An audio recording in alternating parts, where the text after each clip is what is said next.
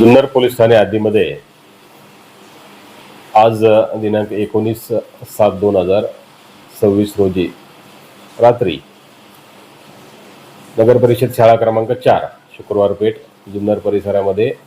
3 kilo गांजा, एक Innova car आणि एक स्कूटर अशा प्रकारचा 10,50,000 रुपयांचा मुद्देमाल हस्तगत करण्यात आलेला आहे। त्याच्यामध्ये छापा कारवाईमध्ये हा मुद्देमाल हस्तगत केल्यानंतर एक आरोपी अटक करण्यात आलेला असून त्यास सध्या पोलीस कोठडी मिळालेली आहे आणि इतर पाहिजे आरोपितांचा शोध सुरू आहे। तर कुठे जुन्नर शहरामध्ये हे जे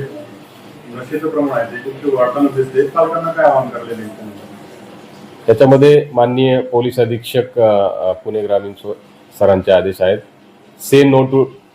ड्रग्स या पद्धतीनं प्रत्येक आपण शालेय पातळीवर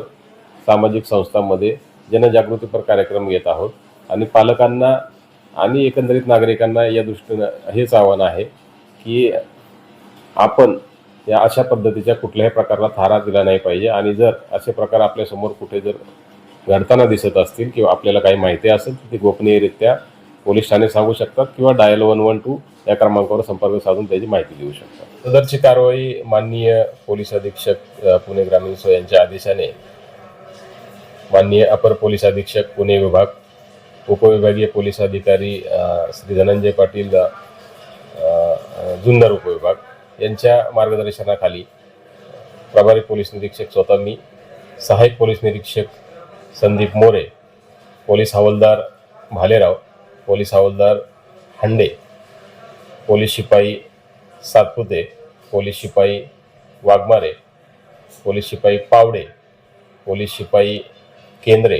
पोलीस शिपाई निर्डे या पथकाने केलेले आहे। आणि याच्यामध्ये उल्लेखनीय अशी बाब आहे की जे रात्रगस्त पथक होतं, पोलीस हवालदार हंडे,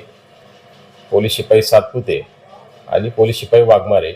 यांना मूळ संशय आल्याने तिथून पुढची ही